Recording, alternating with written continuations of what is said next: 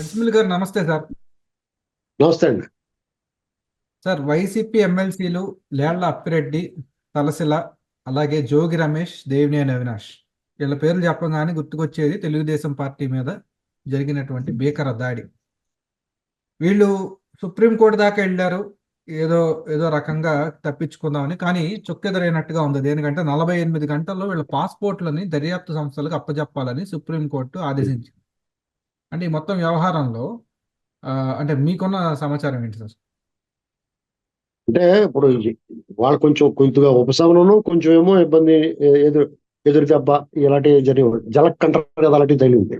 ఎందుకంటే ఇప్పుడు వీళ్ళు అరెస్ట్ చేసి ఏం చేస్తారు? వాళ్ళు కూడా తెలుసుకోవాల్సింది ఏంటంటే వాళ్ళ నైజాన్ని బట్టి ప్రవర్తించాలి. వాళ్ళు చాలా పెద్ద నేరం చేశారు. అప్పుడు కేసు నమోదు చేయలేదు, చర్యలు లేవు. ఒక రాజకీయ పార్టీకి వాళ్ళ పార్టీ ప్రధాన కార్యాలయం అంటే దేవాలయంతో సమానం. దాని మీద వాళ్ళకి బీపీ వచ్చింది, సిగ్గు లేకుండా నిన్న కూడా మాట్లాడుతున్నాడు. వాళ్ళకి బీపీ వచ్చింది, మా వాళ్ళకి కొట్టారు. బీపీ మాకు వచ్చిందని ఇప్పుడు కొడితే ఏం చేస్తారు? రెండాటికి లెవెల్ అయిపోతుంది, ఊరుకుంటారా? జగన్మోహన్ రెడ్డి పట్టుకుని రోడ్డు మీద ఉరికించి ఉరికించి కొట్టి వాళ్ళ పార్టీ ఆఫీసు తాడేపల్లి కొంప ధ్వంసం చేశారు అనుకోండి. మా వాళ్ళకి కూడా బీపీ వచ్చిందంటే ఒప్పుకుంటారా? అయితే వీళ్ళకి బీపీ రాదనుకోండి, అది వేరే కదా. ఏంటండి, నాలుగు దొప్పుతారు అంతే ఫోన్ చేసి. వాళ్ళు చేయలేదు, చంద్రబాబు కొట్టలేదండి. వీళ్ళు కొట్టకూడదా? వెళ్ళి ఎవడొద్దు? చంద్రబాబు గారు ఏమైనా చేయటం ఆపిడా? వాళ్ళని ఆపరం, వాళ్ళు ఇంకా కొట్టమని చెప్తారు. అది వాళ్ళకి వీళ్ళకి ఉన్న తేడా. ఇక్కడ ఈ నలుగురు ఈ విషయంలోకి వస్తే, ఈ నలుగురు హైకోర్టు చీ కొట్టేసింది, ముందస్తు బెయిల్ లేదు, సుప్రీంకోర్టు పోయారు. సుప్రీంకోర్టు కొంత అటు ఇటు కాకుండా ఇచ్చింది, మళ్ళీ వాయిదా వేసింది 3-4 వారాలు. ఏంటంటే ముందు అర్జెంటుగా పాస్పోర్ట్లు పారిపోకుండా ఉంది.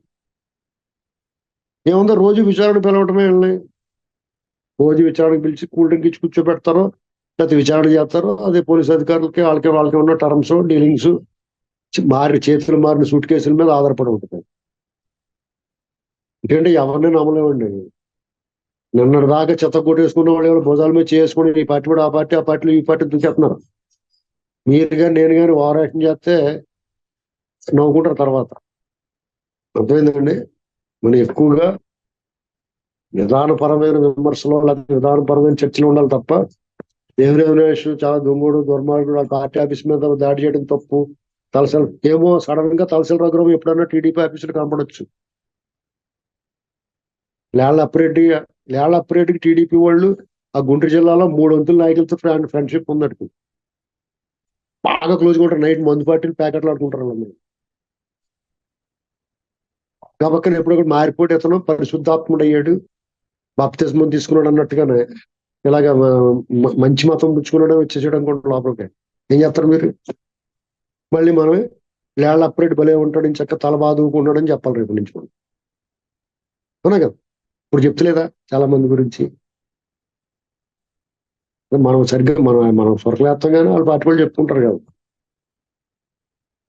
ఇప్పుడు మనీష్ సిసోడియా, ఆ సిసోడియా అన్న రెవెన్యూ అధికారిని, సెక్రటరీని ఏదో ఒక ఫోటో పెట్టిన దానికి వాళ్ళు లబోలి గోబుని ఏడు చెప్తున్నారు తెలుగుదేశంలో కొంతమంది.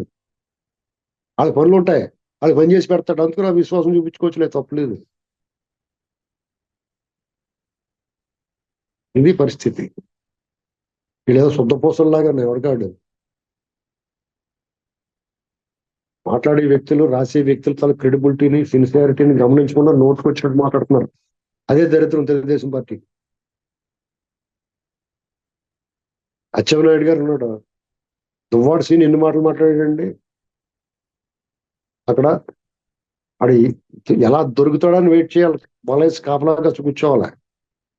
అచ్చెన్నాయుడు గారు కానీ ఆ ఎర్రనాయుడు గారు కానీ తెలుగుదేశం పార్టీకి ఉత్తరాన తెలుగుదేశం పార్టీ దేవాలయానికి ధ్వజస్తంభం లాంటి మనిషి కూడా అలాగ ఉంటాడు, ధ్వజస్తంభం లాగానే అచ్చెన్నాయుడు.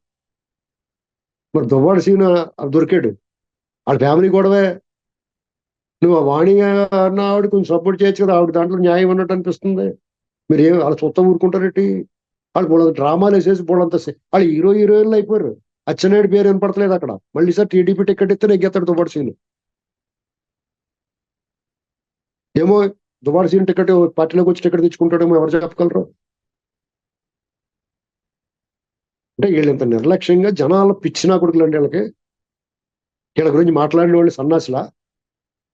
అయ్యి బాబు ముడ్డి అంతా కారిపోతున్న రక్తం పాపం అచ్చెన్నాయుడు గారిని బాధపడినాడు అంతా సన్నాసులా ఆయన పోలీసులు తీసుకెళ్ళినప్పుడు. వీళ్ళ నిష్క్రియాపరత్వం ఆ పార్టీకి వినాశనం చేయడం చేస్తుంది. ఇది అనేక మంది ఆవేదన నా నోట్లోంచి వస్తుంది. నాకు 100 మంది ఫోన్లు దుబ్బేస్తున్నారు పట్టుకున్న రోజు. వాళ్ళు చెప్తున్నాను నేను, బాబు మెల్లమెల్లగా ఉంటే చర్యలు మనం అనుకున్నట్టుగా జరగదు, కంగారు పడకూడదు, చంద్రబాబు నాయుడు గారు పద్ధతిగా ఉంటాడు, చట్టానికి రాజ్యాంగానికి లోబడి పనిచేస్తే మనం ఎక్కువ కోరుకోకూడదు. కావాలంతో చూడండి జత్వానీ విషయంలో కొద్దిగా లేట్ అయినా కానీ వాళ్ళందరూ బుక్ అవుతున్నారు. రేపు రఘురామ కృష్ణరాజు గారి విషయంలో కూడా వాళ్ళందరూ బుక్ అవుతారు, కంగారు పడుకుంటారు బాబు అని చెప్పుకుంటూ వస్తున్నాం. మా నోరు నింపోతుంది, మాకేంటండి పని? వాళ్ళగా చెప్పుకోవాలి. పార్టీ వాళ్ళు, నాయకులు, ఎమ్మెల్యేలు, మంత్రులు అయిపోయిన వాళ్ళు వాళ్ళు ఏం మాట్లాడరు. వాళ్ళు పిచ్చి తిట్లు తిడుతున్నా కానీ మాట్లాడరు. ఇది పరిస్థితి. రైట్. ఓడలు బళ్ళు, బళ్ళు ఓడలు అవ్వచ్చు అంటారు సార్. మరి అటువంటి మీరు చెప్తున్నటువంటి షాకులు అయితే రాకూడదని గట్టిగా కోరుకుంటున్నాను. ధన్యవాదాలు సార్. మీకు మీకు నా నోట్లోంచి రాకూడదు, అంతే. వచ్చినాయి అంటే అవుతుంది. అయితే రావద్దండి. ఉంటారండి.